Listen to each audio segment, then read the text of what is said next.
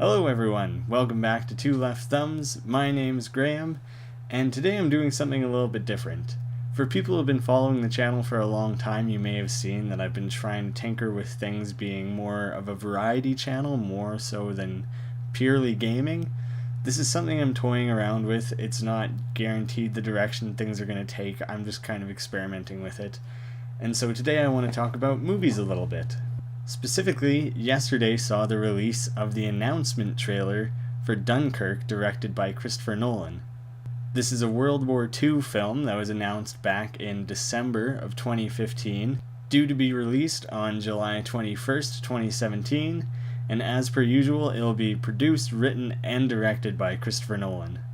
After some quick research on Wikipedia, the Battle of Dunkirk took place for about a week at the end of May, beginning of June in 1940. The battle that took place was an attempted defending and evacuation of both British and Allied forces from Dunkirk, France, as German forces advanced on them. What's considered one of the most questionable decisions of World War II was Germany's decision to halt their advance on Dunkirk so that they could consolidate some of their forces in an effort to prevent Allied forces from breaking out.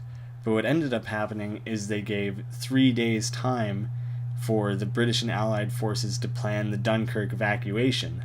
That's as much detail as I'm going to provide, A, because the movie could literally go anywhere within that scope. It's hard to say what the movie may actually be about.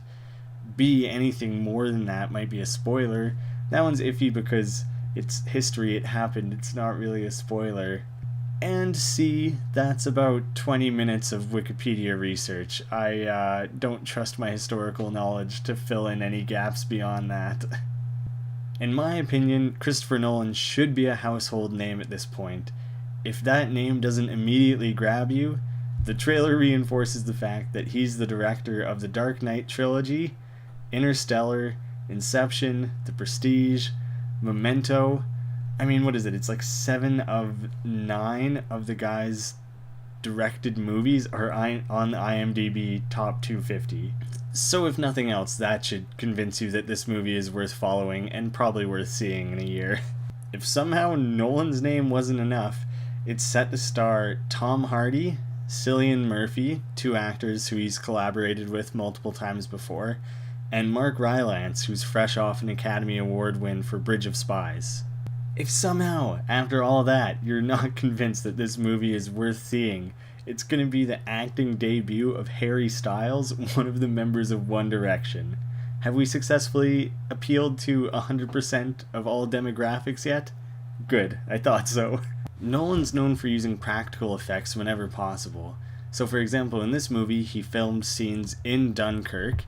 He used real naval destroyers for the sea warfare scenes, and probably the craziest of all is that he reportedly spent $5 million of this movie's budget on a historical aircraft and a bunch of IMAX cameras so he could rig them up all over the place and then crash a historical aircraft. So you could say he's committed to an authentic World War II movie. This is Nolan's first movie based on historical events. Everything else he's done has either had a source material or been a work of fiction that he wrote himself.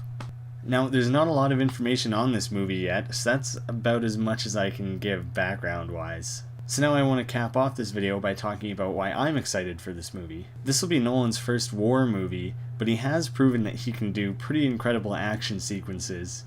The main example of that would be the hallway scene in Inception, which at the time was probably one of the most incredible things I've ever seen in a movie. So I have no doubt that he can film some incredible epic battle sequences if he wanted to, but I'd much rather this movie focus on the characters within this war. Nolan's always been great at setting a particular atmosphere in his movie, and I'd love to see this war atmosphere fleshed out with these characters who are desperate and hopeless. You can show the dynamic of these characters as they're facing what appears to be certain doom. If we want to go really dark here, you can dive into the mental state of these soldiers who are risking their lives, and what that weight of potential failure must feel like, knowing that if they are to fail, that means they're risking their lives, those of their fellow soldiers, and potentially their family back home. So while I have no doubt that this movie will have some incredible spectacles with IMAX, aircrafts crashing, and big battle sequences and stuff, I'm much more looking forward to those character-driven moments. Nolan knows how to craft a story filled with meaningful scenes that comes together in a payoff that feels earned. Those earned endings are much more satisfying and can even leave you speechless.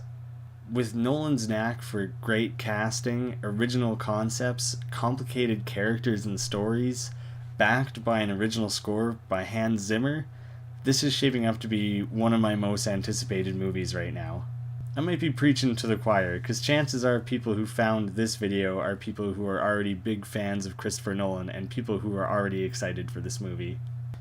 The movie's release is a full year away, but at least we have at least 2 superheroes a month up until then to keep us busy, something like that. That's really all there is to say about the movie right now. You guys will have to let me know if I missed anything major.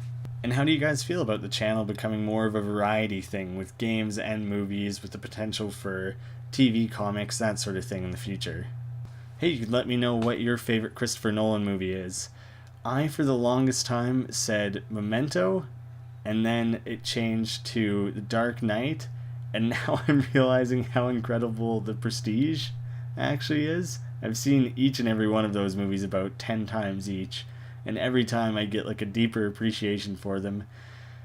I can't even choose. I think I might have to stick with Memento as my favorite. I look forward to hearing from you guys. Thanks so much for watching, and I hope to see you again soon. As I was watching this trailer and it was doing the different title stings saying from Christopher Nolan, director of the Dark Knight trilogy, I was really happy to see a modern trailer that didn't have the and then I remembered Christopher Nolan's to blame for that. It's his fault that that's in every movie nowadays. So maybe we should just have a Christopher Nolan boycott. To hell with him. It's his fault.